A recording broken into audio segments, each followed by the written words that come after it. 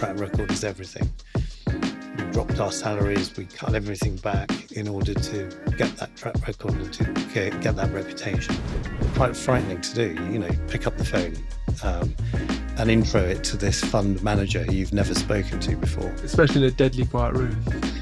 In front of pretty senior people.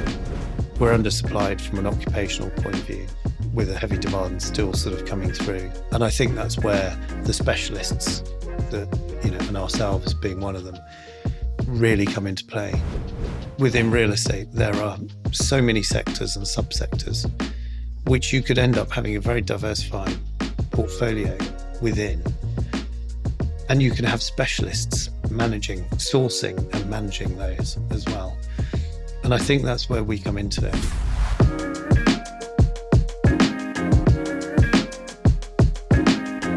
Bill, welcome to the podcast. Thank you for having me. Not at all. Really interested to unpack your journey and specifically talk a little bit around Caisson IO. Before we get onto some of that good stuff, can you just tell me about how and why you got into real estate in the first place? Well, it's taken some digging because it goes back 30 plus years.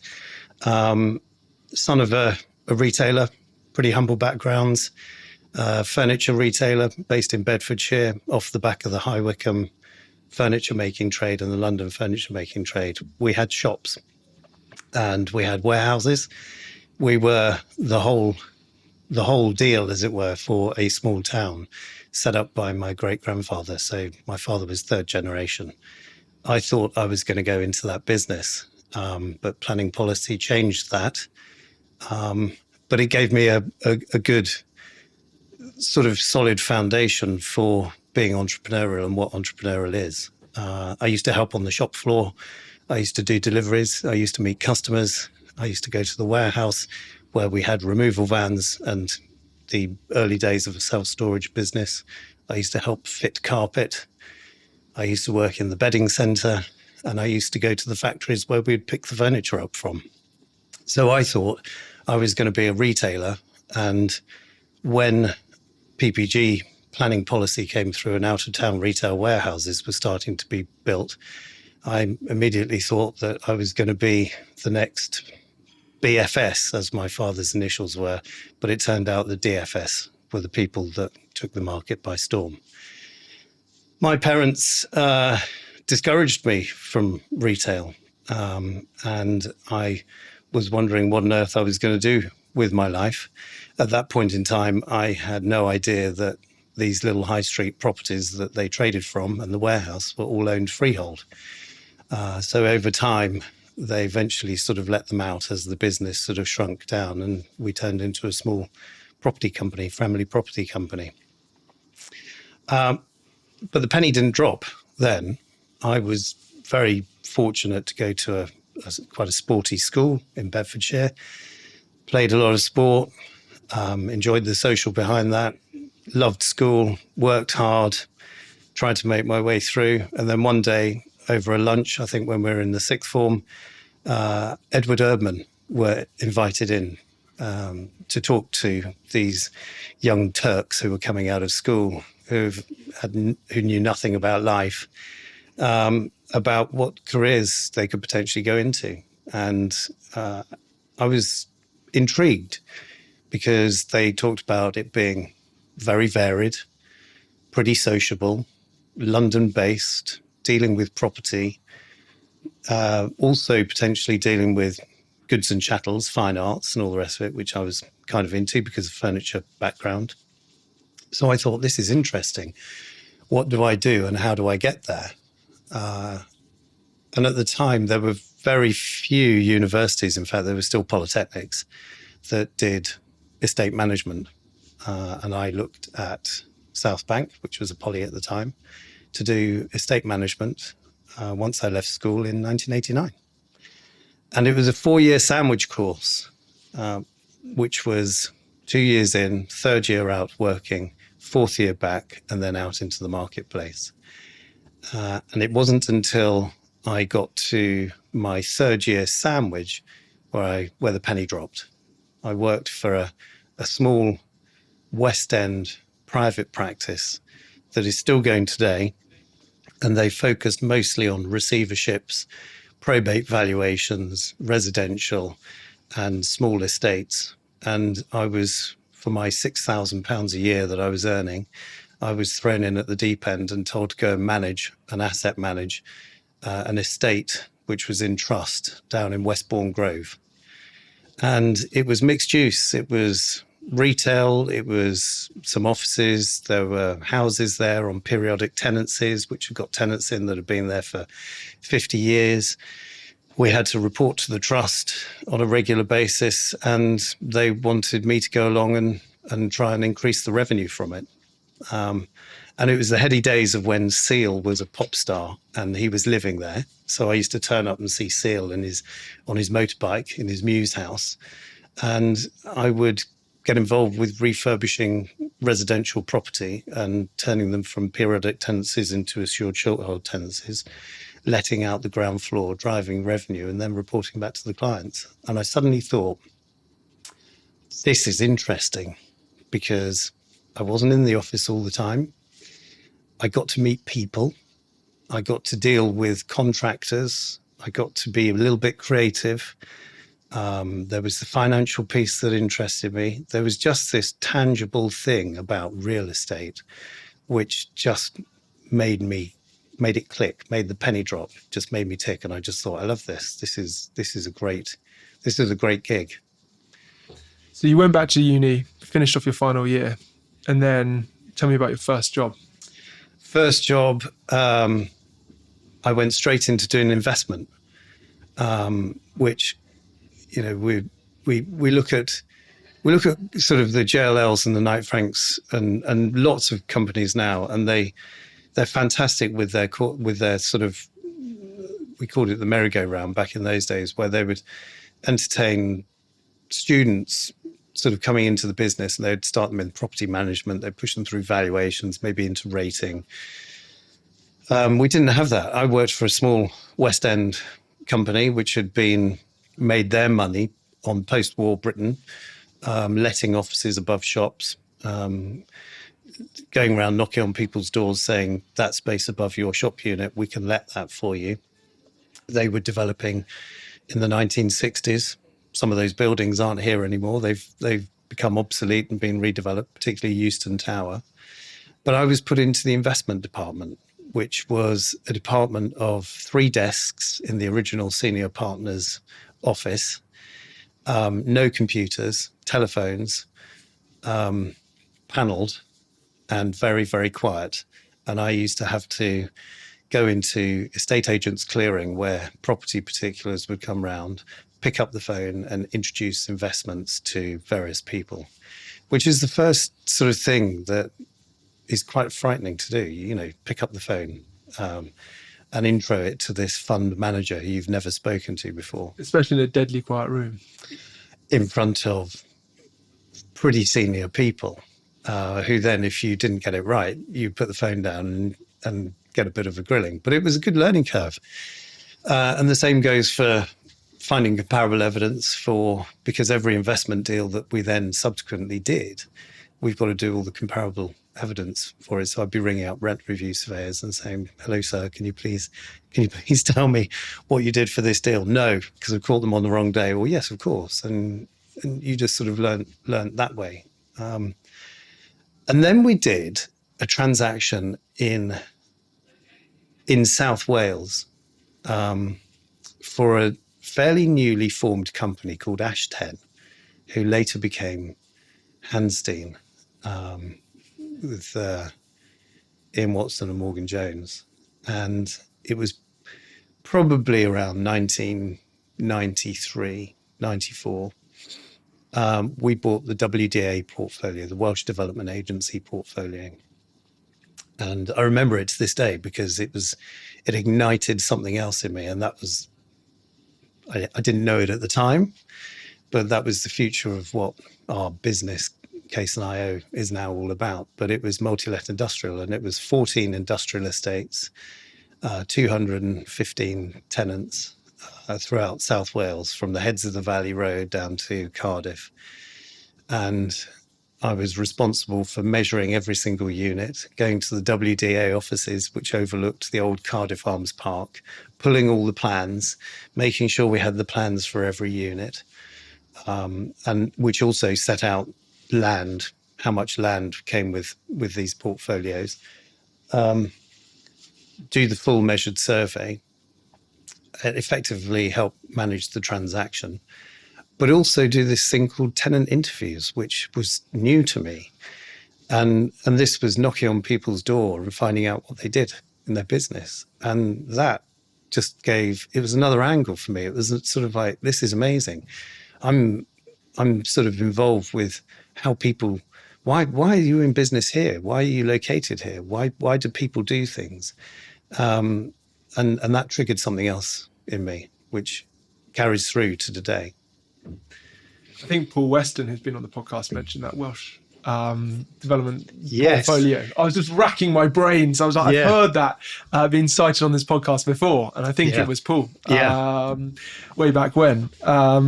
Interesting. I guess, for you, probably the start of that tenant underwrite period or piece in terms of interviewing them and really trying to understand what drives their business.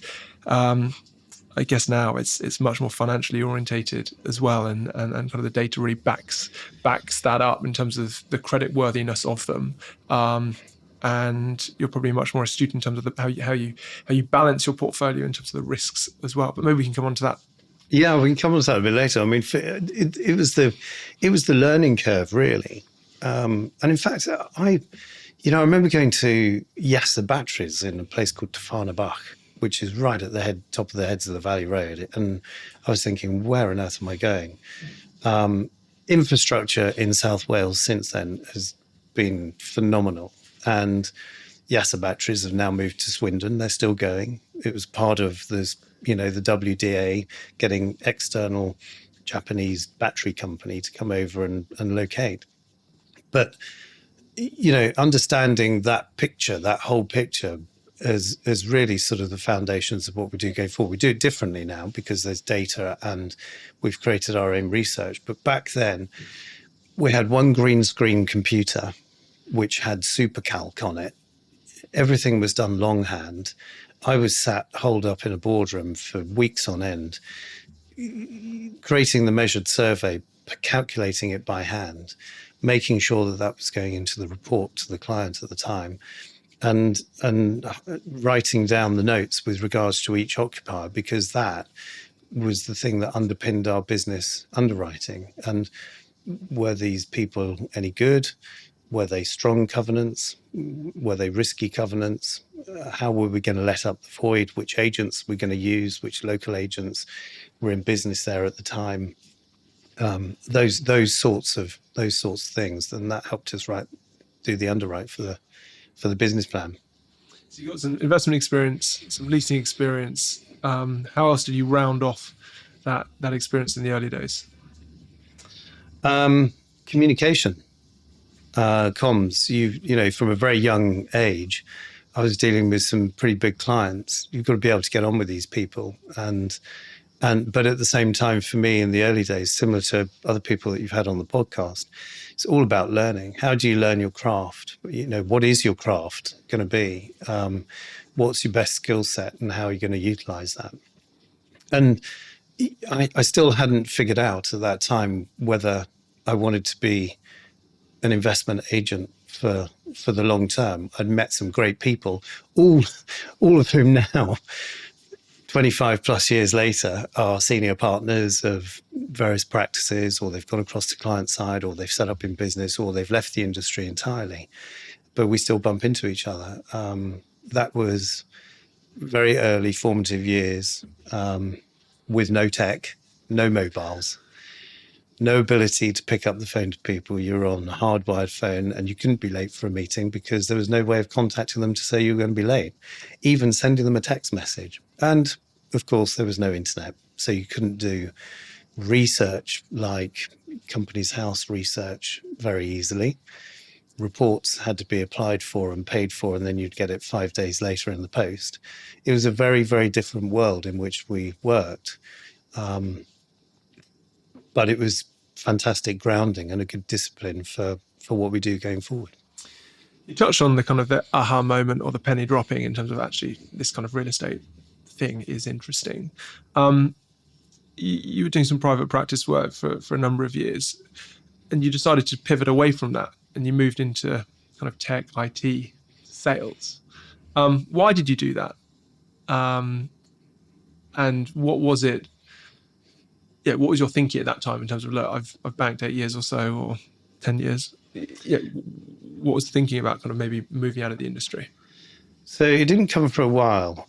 And actually, within the industry, I was trying to figure out the direction of travel. I think because of my family background and because they'd been in retail and I'd had this sort of idea of wanting to do retail and be in business, that never went away. That was always sort of like, I'm not sure I want to completely follow the corporate route. There's this entrepreneurial itch in me that was always niggling there in the background, and I don't know whether or not I had the confidence to do it or the opportunity to do it. But I guess looking back on it, I guess I was sort of searching. So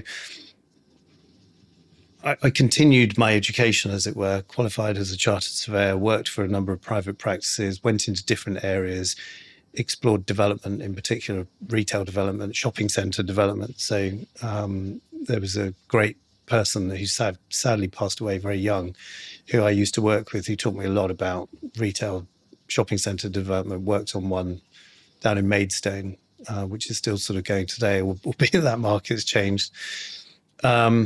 Continued sort of honing my craft, as it were, and dealing with clients, dealing with developer clients now, and also investor clients and private clients.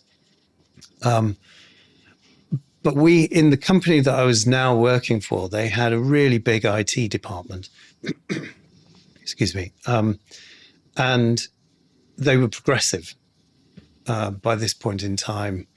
I don't think computers had arrived on people's desks, but the internet had arrived, and we started looking at, in conjunction with our IT department, who were really progressive, looking at ways to market property, but utilizing the internet. So we created, in 1998 or something, we created an extranet, which went up onto the boards of the properties which were being sold. And it allowed people to click on a link and go in to see the property particulars, very much like you'd see now when Savills or Jones Lang send around auction particulars, or you get it in an email, you click on it and you can download the brochure. We were sort of one of the first, I think, to sort of do that in conjunction with our IT department in marketing property, which sort of kind of like then ignited something else in me, because, you know, real estate has been a slow adopter of tech. And I think there's structural change now that's coming into play. There's a new generation. There's AI coming into play. It's really, really fascinating. But back in those days, it was very slow. We were probably still working on Windows-based programs, which have been created for valuers like Circle or Kell, or we were looking at UK-specific property management and accounting systems for the property management teams like Trace Solutions and Tramps and various others, and they were all Windows-based, quite clunky. Well, no, not clunky at the time, but very focused on their particular user. And this internet thing was interesting because it was kind of outside of that. It was accessible, beginning to be accessible for all. So I sort of started talking to a few people in tech and wanting to understand a little bit more about the market, but and where it was going and what opportunities might look like, and how to become more involved with it, I guess. The other thing I sort of noticed is that if I was going to do that, I'd got to learn how to sales, which is sort of like, it's a word that people don't like to use, but every single business has got to be able to sell itself. It's a sales front end. And that's a process. It's not just sort of sit down, open up a laptop, here's a bit of software, bang, off you go. It's consultative, it's listening to people, it's understanding. And that's the psychology around that I sort of found quite interesting as well.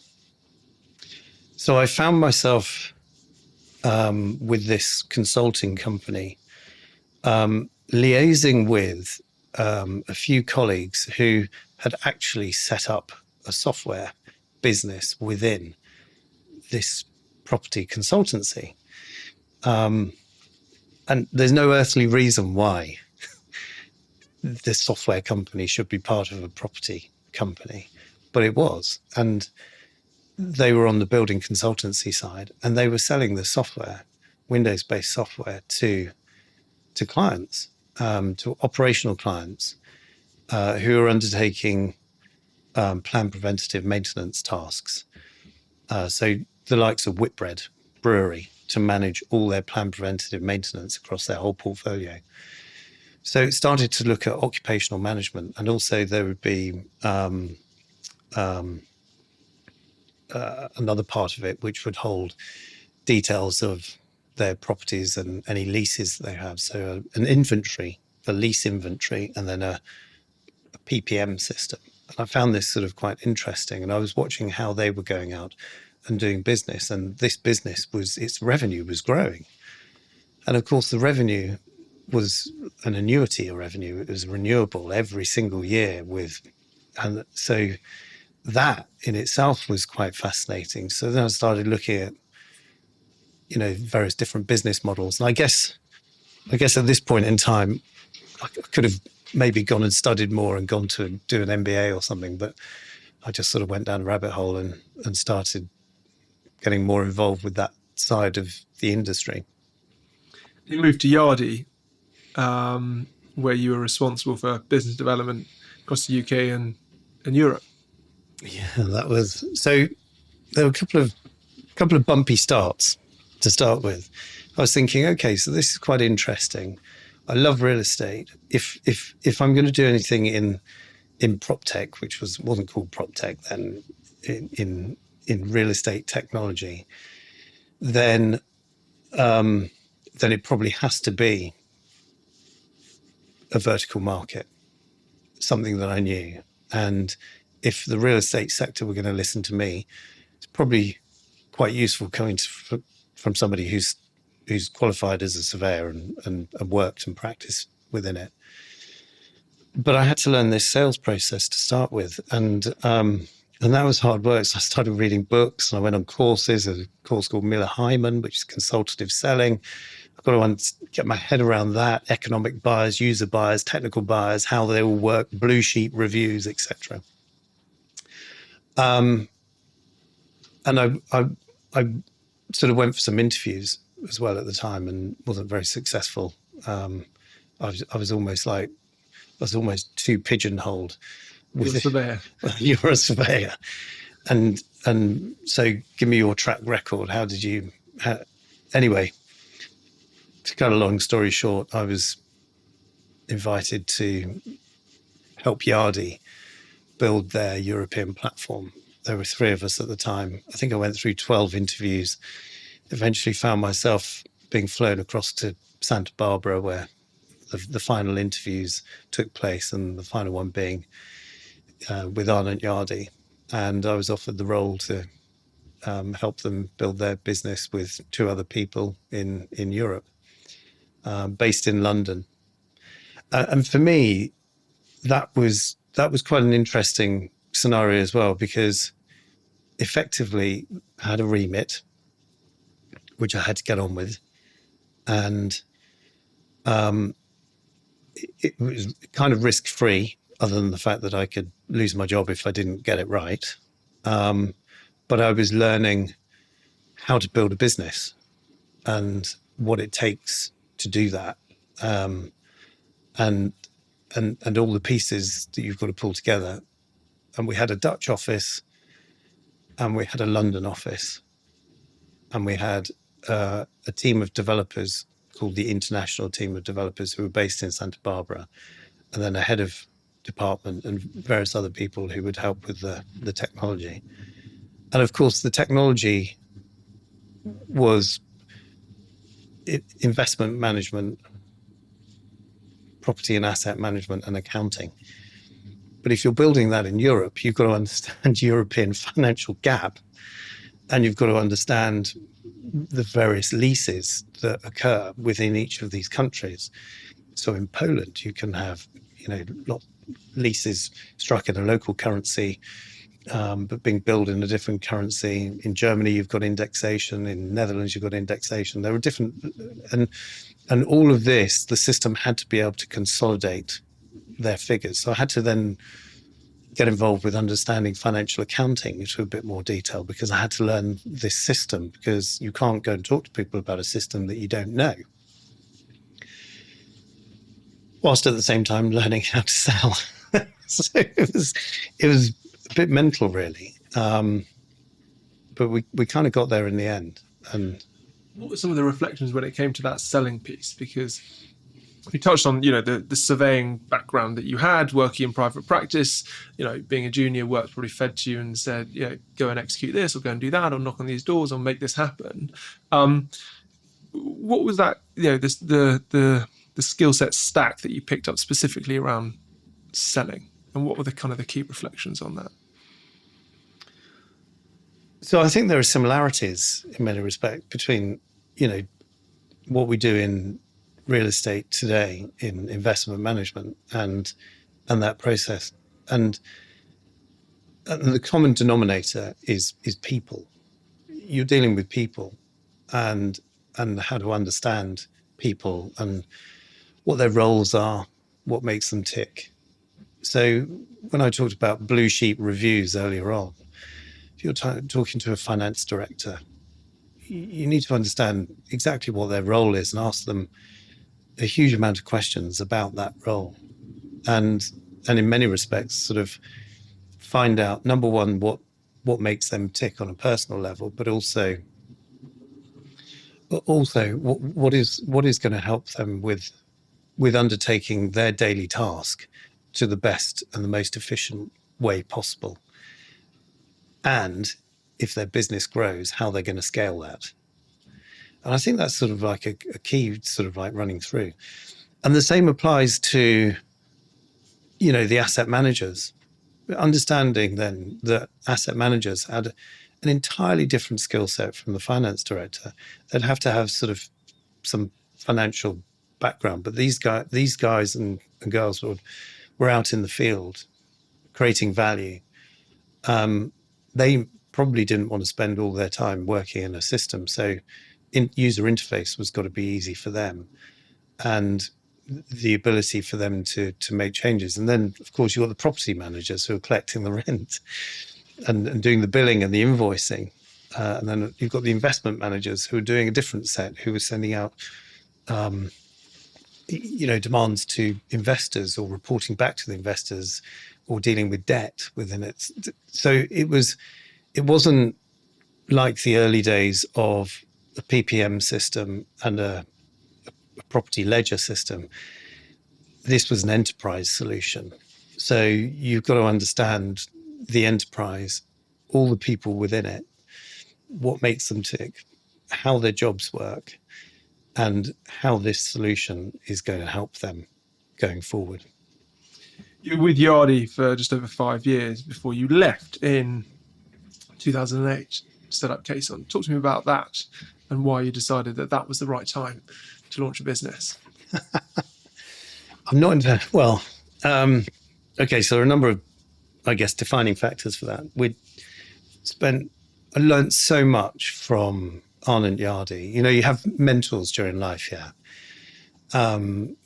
who have touch points on your life, and those go from early formative years through school, through early bosses, and Arne and Yardi he probably doesn't know it, but he's probably one of those who's right up there. He's immensely calm, incredibly talented individual, very, very modest, and just a lovely individual. Just sort of taught me a lot about people, place, and I think I'd got to a point where Yardi was really growing. There were 80 people. A business had been acquired in the UK. We were starting to reverse the technology into the UK. I mean, in the early days, I remember setting up at trade fairs and being the laughing stock. You guys are never going to break the UK market. Having to put up and pull down our stand and all the rest of it. And within 5 years' time, we understood UK service charge inside and out. We were actually a web-based technology, which was ahead of the rest of the Windows-based technology was out there. And we were like amoeba starting to creep in. And we'd done some big deals in Europe, and we were starting to make real headway in the UK. I think it was at that time I'd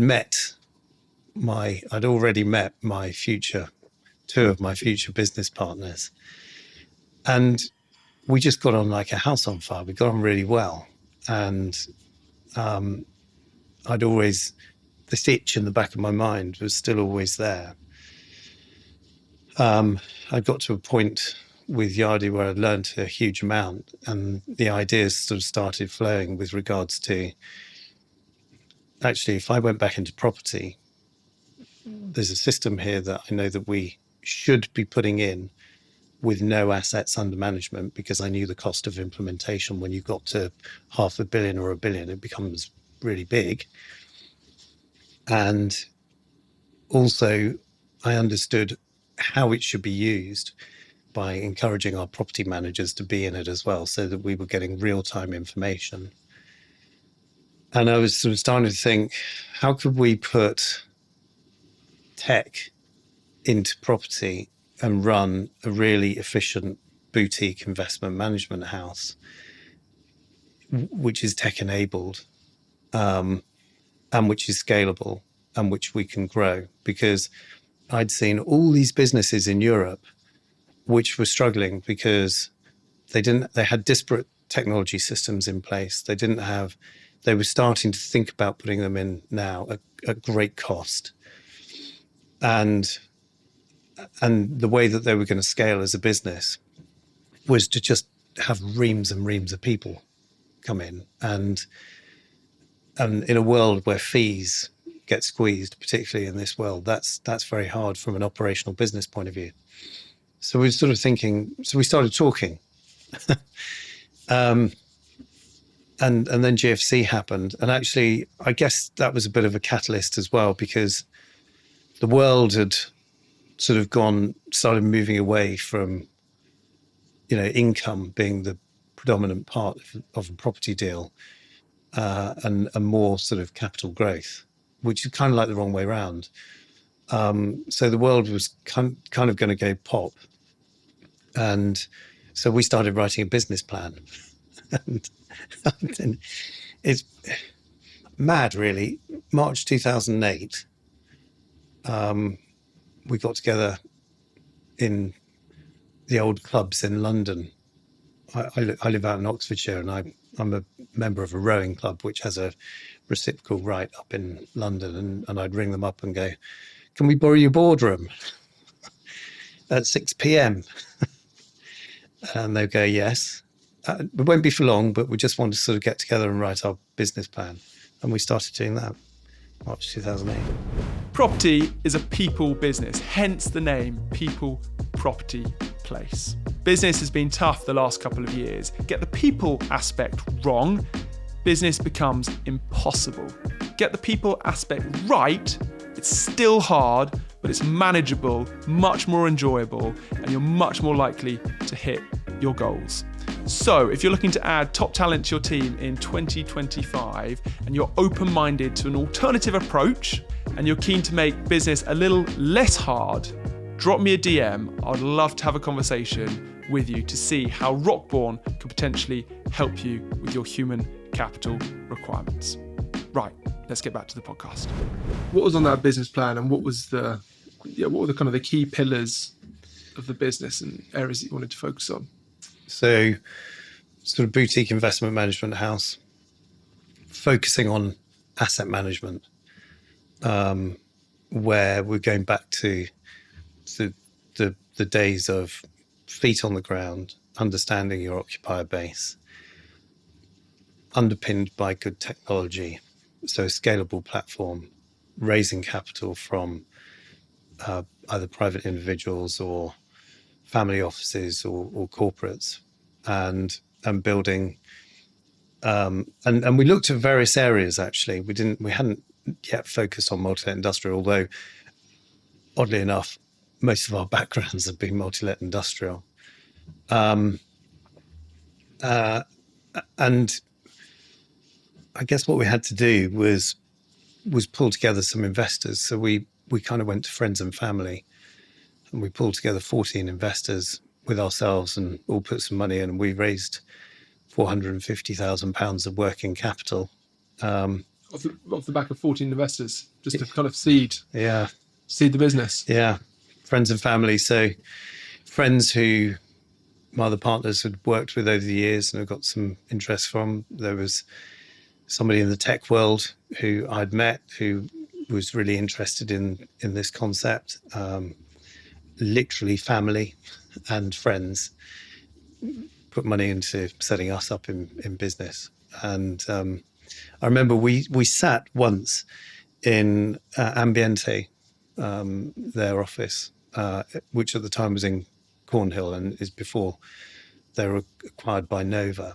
And we were sat in their boardroom, and their boardroom overlooked this courtyard in Birchin Lane. And there was an office building there, which had 4 floors empty. And at the time we were sort of thinking, so do we go into serviced offices? I mean, how bold? Do we go into serviced offices, or do we take a normal lease? And we saw these 4 empty floors, and we thought, oh, let's go and have a look at it. Anyway, we went up to the 7th floor. I can't remember which floor. We went up to the 7th floor with the agent. And the last company that had been there, which had clearly been devastated by GFC, all the desks were still there. All the technology and the wiring was still there. Even the office in the corner was still there. And we were sort of like, okay, it's got a kitchen, it's got everything. Don't like the colour of the carpets, but maybe we can do a small budget to refurbish it and put some branding in place. So we took this office and we took a 5-year lease on it, with a break at 3, and we were paying £20 a foot in the City of London, when serviced offices were, a lot more. So we thought, oh, this is great. We'll take that signed on the dotted line. And our first office was just off Cornhill, based in the city, because we knew that in the West End at the time, you were over £100 a foot. And we thought, actually, let's go back to the City of London because it's the financial district. We thought an element of kudos about it, and we were based in the city. Here we are. Let's do it. So you raised some friends and family money to seed the business. Talk to me about your first deal, and where did you raise the capital from to do your first deal? Well, that took a while coming, because the first day then, when we went into the office, we sat there with disparate computers and disparate phones that we'd all got left over, some of them probably held together by sellotape. Looked at the comms system, and at the time BT had sort of like a services department, and we went and bought a server off BT. But BT were our first service provider, and we had and suddenly we were networked in this office. So we had a network. We sat down on our first day and looked at each other and went, okay, we're in cash burn now. We're immediately in cash burn. But we have this business plan, which we've spent 9 months working on. We've got to go and build a business now. We've got to go and find clients. And that's where skill sets of other people and business partners come into play. I'd been out of property a while, but I met lots of property people. My other colleagues had been in property and within our asset class. And our first deal was with Rockspring at the time. We met some agents. Of course, we had no track record. And I guess anyone setting up in business now, even though they may have a 15-year track record, will be finding it equally difficult as we did then, because people understand your previous track records, of which we had in our previous guises, but you're starting from scratch. You're day one. You've got to go out there and prove yourself. And it was with Rockspring, and I think it took a good few months, and those contacts, which have gone back sort of years, and a number of tries and a number of fails. But we were very analytical in our approach, pretty methodical. Slowly but surely, we were hopefully starting to sort of pave the way, and people were sort of beginning to believe in what we did. And it's around about that time where we started setting up our own proprietary systems. And our first deal was something like 7.2 million in Swindon, Ash and Birch Industrial Estate. It was supposed to be for one of the funds in Rockspring. They had a number of funds that they were allocating for at the time. One of them had a little bit of capital left, and we bought it for them.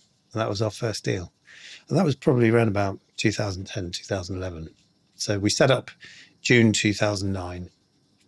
So yeah, it was probably in 2010, our very first deal. Did your first deal, you're away. We're off. We're out of the blocks. Still in cash burn.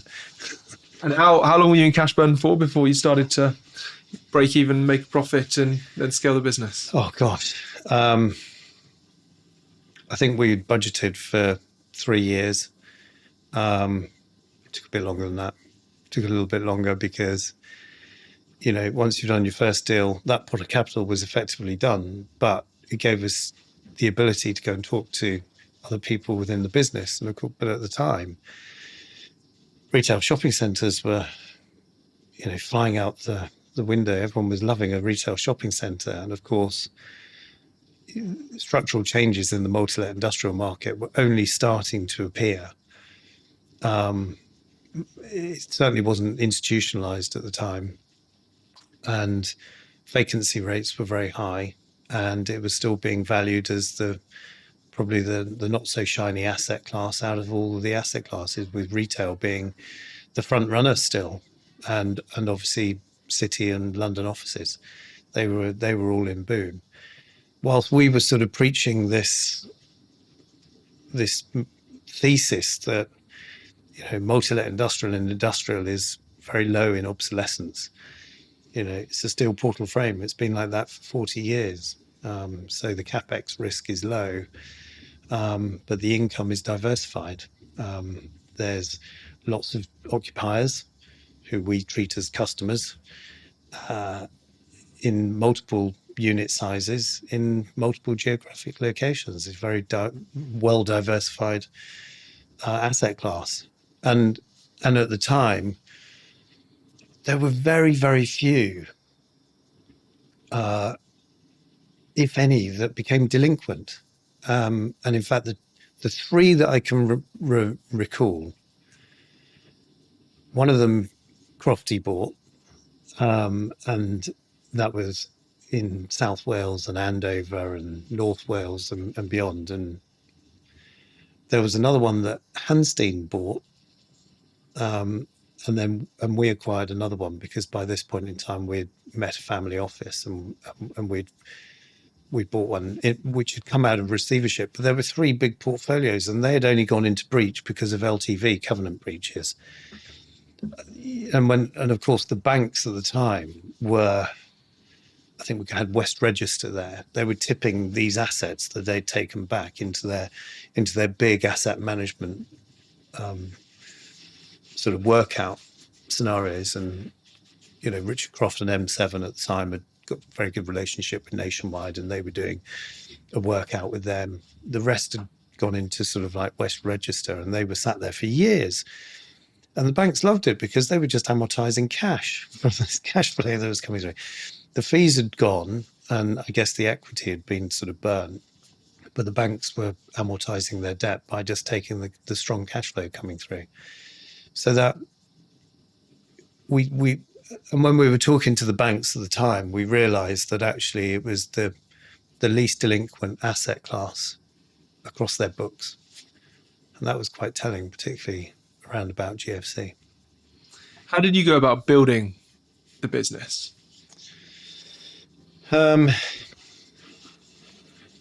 It's a really good question. I'm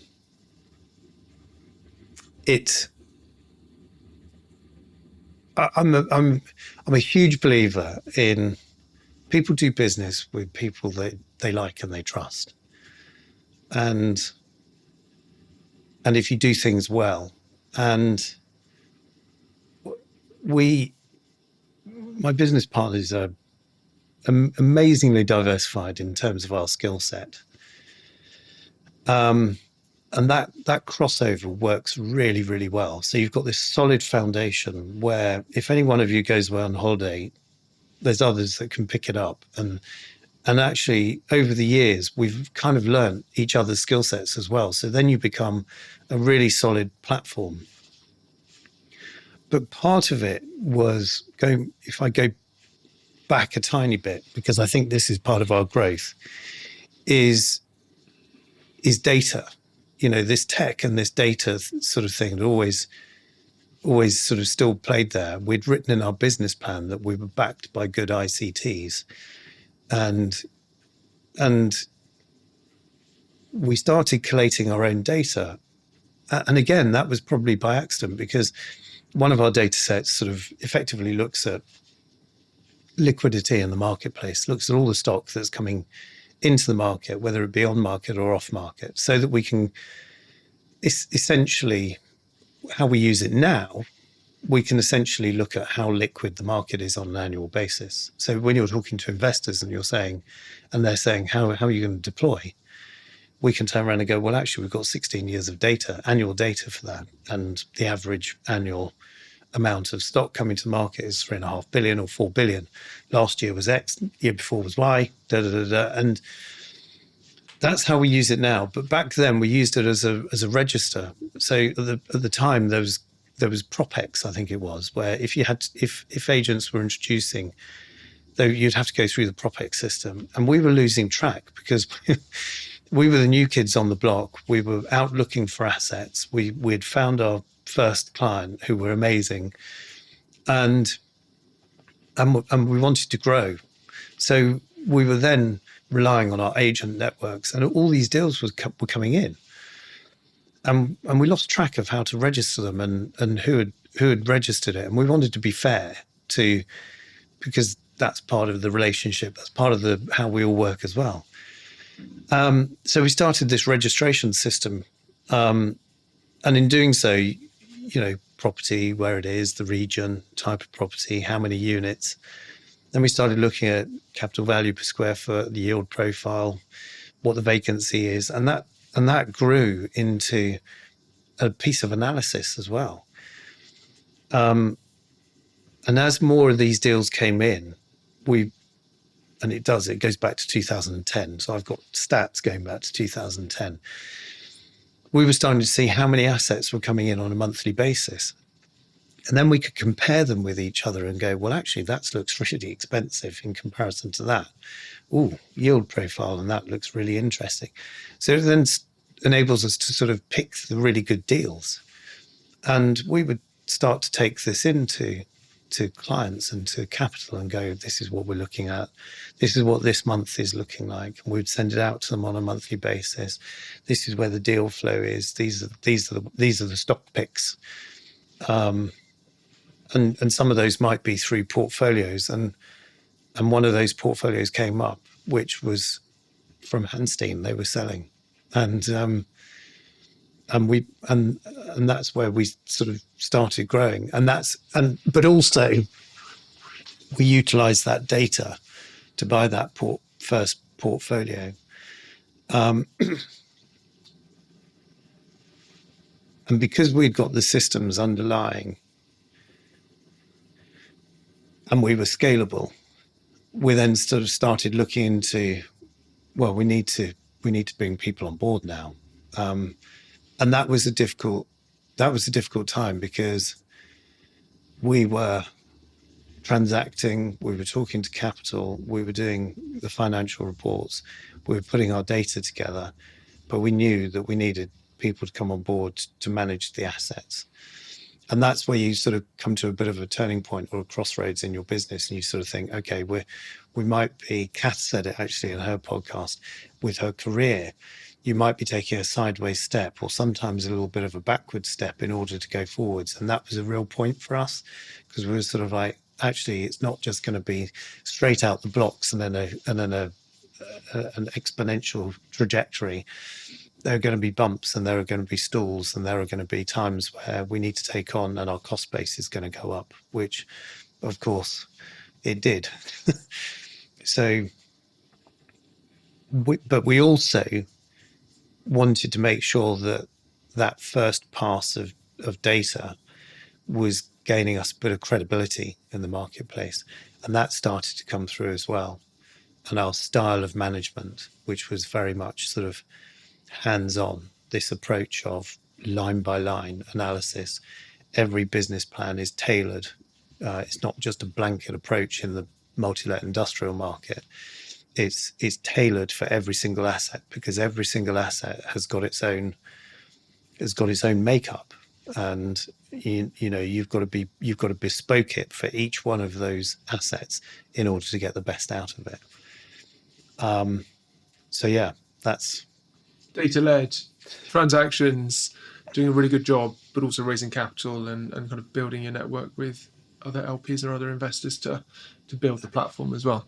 100%. And actually part of that data then kind of led us down rabbit holes, because once you start data and you start seeing how useful it is for your craft, as it were, and how it enables you to analyze risk better, then it takes you down a rabbit hole and you want more of it. So we created another data set then, where we started looking at all the transactions that were happening in the marketplace. And there was a little company, it's been sold now, and I think it's been sold to CoStar, called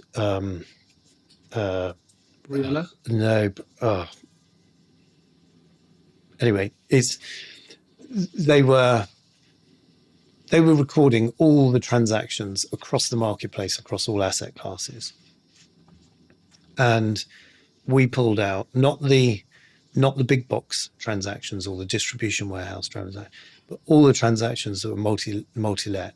So we were recording them in one database over here as available, and then at the back end, we were looking at who it transacted with, who it sold to, the price that it went for. And we're putting that into another database. And over the 16 years, that's grown to, we've got something like 500 million square foot of multi-let industrial in there now. And at the time, round about 2012, one of my partners was looking into the government's austerity measures and the impact of it. And the government were releasing data. So we were looking at Experian data back then across the whole of the UK, and looking at metrics like business startups, the towns where the most business startups were going, and what they were in ranking order. And of course, on top of that, you'd then get the population data for each of those towns. And then, of course, if you extrapolate that out, you've then got multi-let industrial, which there's pretty much a multi-let industrial development in every town, city in the UK. And in fact, even villages, it goes down to village level. Someone will have had a multi-let industrial estate. So then when you look at as that database has grown over the years, we've possibly, I guess, over the years, we've been able to build up a metric where you can see how much industrial space there is per capita per UK town, which is quite powerful stuff, because then you're starting to look at the supply side of a market. And for us, over the period of time, we can start to see what's happening in the market, structural changes in the market. In our one database where there's liquidity, where there's a spike up, which is usually September, October, November time, and we'll be able to look at that data this year and probably look back over the last 10 years and go, oh yeah, here it comes, more coming into the market. We can look at the price points at any point in time. We saw a dip when the referendum came. Elections over the years, the dips then, because people are waiting until after the elections. And as the market and the sector changed, we could see that structural change and that structural shift when online retail sales started to really increase and the occupier base coming into multi-let industrial significantly changed. So the data, I think, has been a common thread going through. And the more we dig into it, the more we're constantly wanting to improve our data. You grew the business through the merge between Caisson and IO Group. Talk to me about that tie-up. And then the second part of that question is, for people who haven't come across Caisson today, give us a bit of a picture of the business as it stands. So the tie-up with IO had been a relationship which has gone back years. I mean, one of my partners has been in multi-let industrial for his entire career, cutting his teeth on the East End of London, dealing with occupiers there, right the way through to pan-European, which is where I met when I was doing Yardi, pan-European industrial businesses for multiple funds. You make friends over the years, and we compete with some of those friends, but there's room enough for all of us. And we were friends, and in fact, I guess in many respects, like M7, like us, we were kind of born out of the original IO, which is John Sims, God rest his soul, who was an extraordinary character, who was tenacious, intense, funny, but had pretty strong values. And his company IO, which one of my business partners worked for, and Crofty worked for as well on the transaction side, have always sort of kept in contact. IO was set up again after sort of various iterations, because they sold, became Teesland IOG, then it became Valad, and eventually Cromwell. People splintered off and set up their own ventures. M7 at similar time to us as Caisson, and John came back into the market with Angus Scott Brown, who had been on the funds management side, and got some really good clients. They'd done some amazing deals. John very suddenly passed away, and Angus was running this business which had some very good backers and clients. They'd done an equally good job. We were doing financial management for them. So there was this tie-up for 10 years where we'd been sort of working together, but within different fields and with different clients. And it just becomes a very natural thing when you have the conversation and you go, should we just come together? Because actually, from a business perspective, you end up with a greater diversification of clients. So like in a multi-let industrial estate or a fund with investing in multi-let industrial, you want to be diversified. Well, as an operational business, we need to be diversified.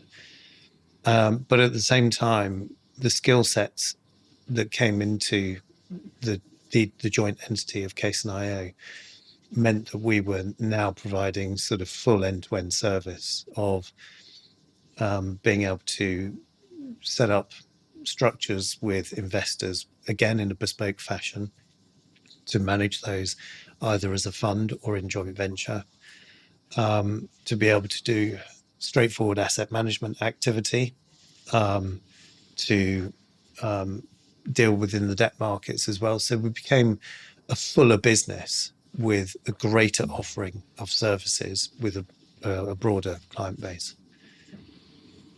What's your take on the multi-let industrial market as we sit here towards the end of July 2025? Well, gosh, where do I start? The underlying fundamentals have always been strong. And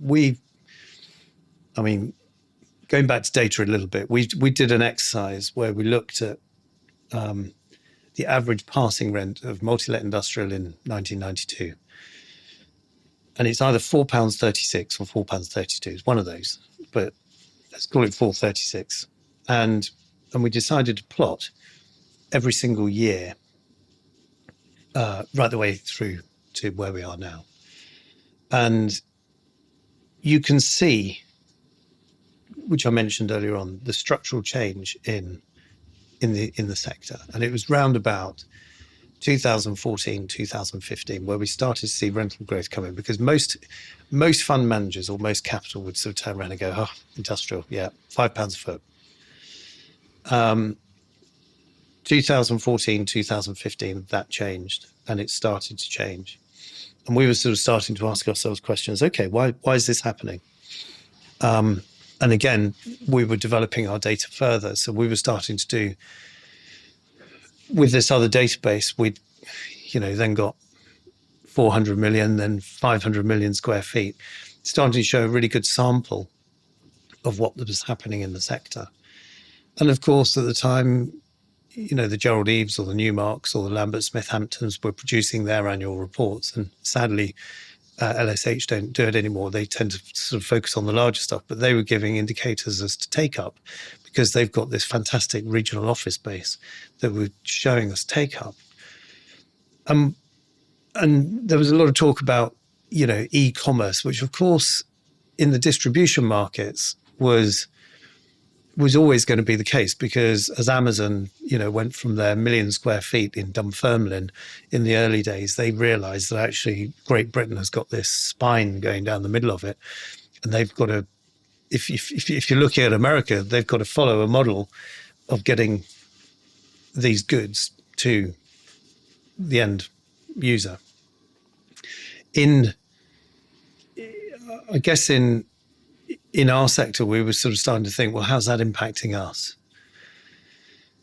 And what we realized when we started looking at this one database is that the amount of multi-let industrial per capita in each of these towns was really low. You've got commentators out in the marketplace saying we've got really high take-up, and vacancy rates are starting to disappear. So back in 2010, vacancy rates in Milton Keynes were around 20%. They're a lot lower. The average now is probably 6 or 7%, but in some towns you've got sub 2%. And we started producing that data, but also started modeling our occupier base. And if you compare the occupier base from 1992 to now, it would be very much heavier manufacturing back then. In fact, if you look at a pie chart, it would probably be 2/3 heavy manufacturing. Now, it resembles a Trivial Pursuit pie.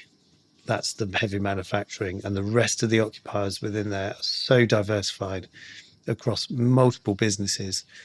And that really started happening as online retail sales started to come in to play, but also as people were divorcing themselves from high street and favouring our asset class. So that's the occupational side. And that's very interesting. And everything we do now is micro-analysis with regards to vacancy rates. But how was it performing on the investment side? Well, back in 2010, your net initial yield to ERV yield spread was pretty big. You're probably going from single-digit figures into double-digit figures, and the capital value per square foot on average was probably about 40 or 50 pounds a foot. That's changed, but then cost of construction has changed as well and gone up. And if you just look at simple supply-demand economics, we're undersupplied from an occupational point of view, with a heavy demand still sort of coming through. The sector has become more institutionalized, but I think the only reason that it's become more institutionalized is if it's managed properly. And I think that's where the specialists that, and ourselves being one of them, really come into play, because we're data backed and growing that data even more. And we're looking at the next gen of what that data might be.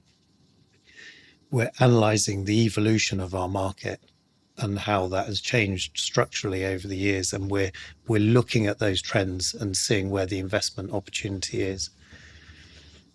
And we're talking to capital about it. But also we've got a platform which is underpinned by these ICTs, which is scalable, which is still allowing us to bring on people to do the day-to-day work, because fundamentally we go knocking on that industrial door. We're still wanting to find out what makes that vehicle behind the door tick, and why they're there, and how well they're doing, and try to encourage them not to park a Porsche outside the front of it. What does your data say about prices rebasing or distress in the market, if any? We've seen that. So in sort of around about May 22, you see valuations fall away, and that's very clearly reflected in the data. But when the markets have turned and capital is withdrawn and everyone is being fearful, the underlying fundamentals have remained. So through COVID and through that change, our rental collections were still coming through. Our occupational take-up was still coming through. And we're still growing rents. So, another piece of that analysis that I was talking to earlier on is that, arguably the sector hasn't reached the rental point yet where development becomes viable. Developing in the sector is very, very hard, because you're building 10 units, you've got at least 10 units. You're either a developer or you're a leaser. Very few crossover between. There are very few multi-let developers, so there's only about 4 million square foot of stock being replaced at the moment. So, yeah, we've been able to track it. I think the problem that we've got at the moment, though, is capital. Everyone has been experiencing, difficulties in raising capital. Capital has been expensive. A lot of private equity capital sort of flying around at the moment, who will only deploy for really good deals, and I don't blame them.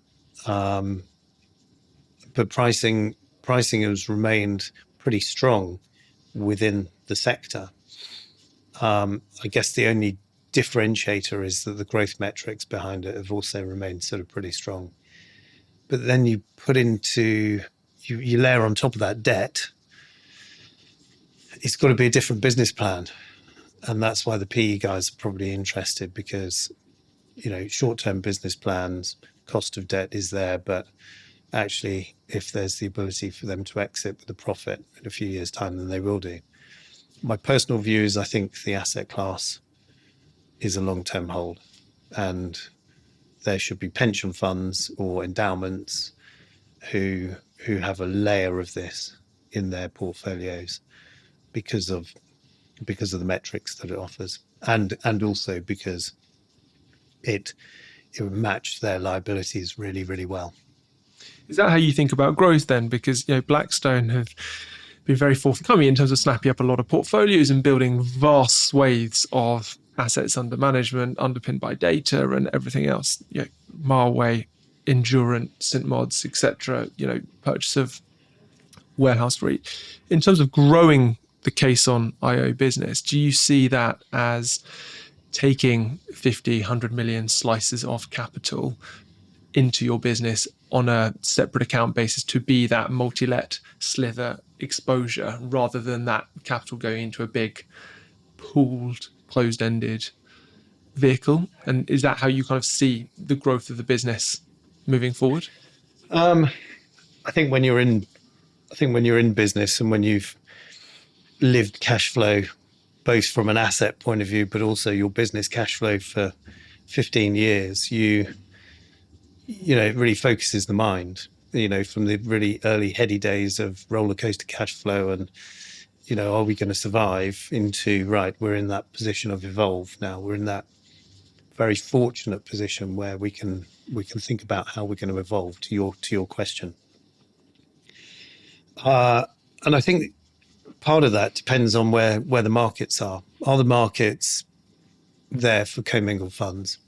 Probably with the really large operators, they are there, because there's returning capital to big, solid platforms that have grown, exponentially over the last how many years. It's safe. And it'd be interesting. I mean, we have lots of sort of data sets where we can look at what the performance of each of these are. And one thing I must have a look into, but where we are at the moment is, I think we sense a changing funds world where real estate isn't just an allocation and it gets allocated into just real tangible assets. I think capital is becoming much more intuitive and realizing that within real estate there are so many sectors and subsectors which you could end up having a very diversified portfolio within. And you can have specialists sourcing and managing those as well. And I think that's where we come into it. We've got a really amazing team of people, really experienced people. We've got a very, very good platform, and we've got a depth of knowledge, and we've got some really good contacts, both within principals and with agents. But we've now got a track record, and that track record has been consistent over the last 10 years. And in the early years, that was we need to build our track record. If we're surviving, that's fine. We survive, but the track record is everything. We dropped our salaries, we cut everything back in order to get that track record and to get that reputation. And I think now, for us, we can hopefully turn around to capital and say, we'll be your partner, we'll be by your side. We could, and we'll do the heavy lifting, because if you're building a portfolio of 250 million or $500 million and you want real exposure to this sector, we can stock pick for you. We can analyze down to a micro level for you. We can pick the winners, and we can build you and manage you a portfolio as a JV partner. And I think that's where the funds world is changing, because you've got large pools of capital who want access to those specialists, who want to create relationships with those specialists. They don't necessarily want to have diversified control mechanisms within a fund group, and they're stuck within that. I think there's a place for it. But I think there are pools of capital who want to be able to turn around and go, no, actually, we're going to do it with these guys. And it's happening in the marketplace.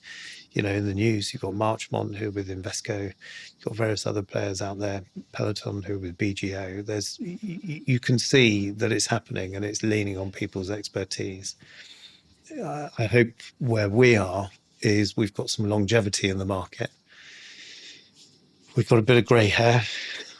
Some of us have been in it a long, long time, but we've got this data that underpins everything we do. We've spoken a lot about the business, your journey, the evolution, but also that kind of data spine that underpins a lot of how you operate and is a core USP for the business. Talk to me about how you built the team and specifically culture, and how do you think about people when it comes to your business? Such an important part of it. I think I mentioned earlier on, we have an amazing team with a diversified knowledge base and all different personalities, and loads of lessons in this. And again, it's, you hit a few buffers or hurdles along the way and trip on them every now and again. But we've been really, really lucky in that we have a group of people who have stayed for years and years and years, and we celebrate that. And in fact, we're celebrating it this Thursday. We're celebrating 2 milestone birthdays this Thursday. Excuse me, we're going away as a team. But there's everyone's got to buy into this thing, and part of our aim is trying to get people to buy into that. And I guess sort of some of that comes out of I coach a sport on a weekend, and some of the people that come along on the weekend, it's just not their day, and they got out of bed the wrong side, they've stayed up too late the night before, and children, wear their heart on their sleeve, and part of the gig is trying to figure out how they tick and what makes them tick, and that's been a massive learning. And I've received coaching from some amazing coaches who have turned coaching on top of its head. And rather than that be sort of like, do this, and you have to do that, and this is the way you do it. It's going back to sales again. It's asking them questions. Well, what do you think? How do you think you would do that? I'm over here together with my other business partners. We're here to help. We don't want to tread on your toes, but if you need help, come and shout, and let them find their way. And that's been amazing, because that's created an amazing culture where they work really, really well together as a yin and yang. But at the same time, they feel enabled and empowered, as opposed to how I learned 30 or odd years ago, when a partner would turn around and go, "Why did you say that on the phone?" And I'd rather them be able to develop themselves. So switch to kind of player manager, player coach, type 100%. mindset. 100%. I, for one, but I know a lot of people, the last couple of years have been doing a lot of thinking, navel gazing, and kind of reflecting. What is something that is being kind of occupying your headspace that you can't shake at the moment? Well, I'm going away on holiday at the end of the week, and I'm taking a few books with me, which a lot of people would say, well, that's a bit heavy. But one of them is Tim Marshall's Prisoners of Geography, which talks about, how the world order is through geography. And it's the latest edition with Trump and Russia and China in there, and his view on that. There's another one called Changing World Order, which I'm reading up. And there's another one called CEO China, The Rise and Rise of Xi Jinping. And I think they're all good. Plus, there's another one which is going to be a bit more fun to read. And I might not get through all of those. But that's probably an indication of what's on my mind at the moment. What's happening in the world. Trump, I was always taught never to talk politics or religion or money at the dinner table. But, Trump is he's got to be on everyone's mind, yeah? And how that's going to play out. What's going to happen with capital flows? Are we going to see inflows from the Canadian pension funds as opposed to them diverting them through the US? Is that going to come into Europe? Will it create opportunity for us? Current politics in the UK, that plays on my mind. China, CEO China, exactly that. I look at the impact of what China is having on the world and how the world order is changing in that respect. You can see through the taking private of REITs in the real estate sector, how the stock markets are working at the moment or not working. So all of that has an impact on us as a business, and where we're going to raise capital from and who that's going to be for. And my sense is, there's a lot of private ownership that's still in the UK. There are a lot of family offices, perhaps coming to a generational point in their term where the younger gen are more involved and want to get more involved with AI and tech than deal with property, and maybe that's where we can help. But I think it's got to make us think a little bit broader about how we do things and how we continue to grow. As we draw to a close, the question I ask everyone on the podcast is, if I was to give you £500 million worth of capital, how would you allocate it? Love it.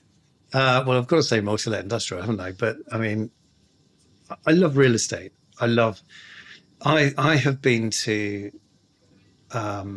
real estate which has been open storage, and the messiest end of multi-let industrial, and had the most fascinating conversations with occupiers, and that's just a big part of it. Still fascinates me today. I mean, years ago we bought a big industrial estate down in Bristol, where Nick Parks, of Wallace and Gromit fame, is an occupier there, alongside a fifth generation food distribution business, alongside a local retailer, which is a bakery, which supplies 55 shops in the south and Wales, and another one who is a housewares, a home furnishing retailer, who supplies their shops in high-end market towns. That's always going to make me tick, and I get that from multi-let industrial. And I think from an asset class as well, long-term bulletproof income, you're always going to have it with that. So that's probably where I put my money. Phil, you've had a fascinating career. Thank you so much for sharing a little bit about the journey, your story, views, and I'm excited to see how you and the Caisson IO team take advantage of the opportunity set through 2025 and beyond. Thank you very much. It's been an absolute honour and a pleasure to be here.